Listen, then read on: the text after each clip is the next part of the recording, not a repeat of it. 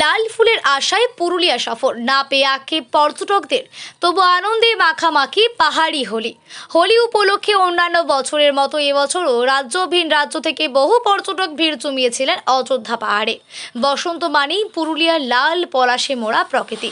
এই টানেই অনেকেই কয়েকদিনের ছুটি কাটাতে আসেন, কিন্তু এবছর সেই কাঙ্ক্ষিত পলাশের দেখা মিলল না, হাতে গোনা কয়েকটি গাছ ছাড়া। ফলে কিছুটা হতাশা ছড়িয়ে পড়ে ভ্রমণ পিপাসুদের মধ্যে।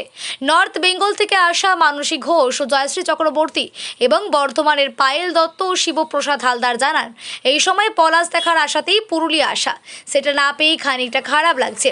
তবে প্রাকৃতিক সৌন্দর্য, পাহাড়ি পরিবেশ ও হোলির উৎসবমুখর আবহে আনন্দ উপভোগে কোনো খামতি রাখেননি পর্যটকেরা।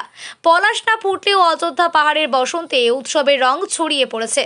অ্যাকচুয়ালি আমরা নর্থ বেঙ্গল থেকে এসেছিলাম, যে এটাই একটা আশা নিয়ে এসেছিলাম যে এখানে পলাশের একটা সমারোহ দেখতে পাবো বা পলাশের একটা উৎসব দেখতে পাবো। তো সেই উৎসবটা তো কিছুই দেখতে পেলাম না, পলাশটা অনেকটা তুলনামূলকভাবে কম। তো এটাই একটা হতাশ। এমনি আমার পুরুলিয়ার পরিবেশটা খুবই ভালো লাগলো এবং আমি আশা করব এর পরের বারও আবার আসবো, যাতে আমি পলাশের সমারোহটা দেখতে পাই।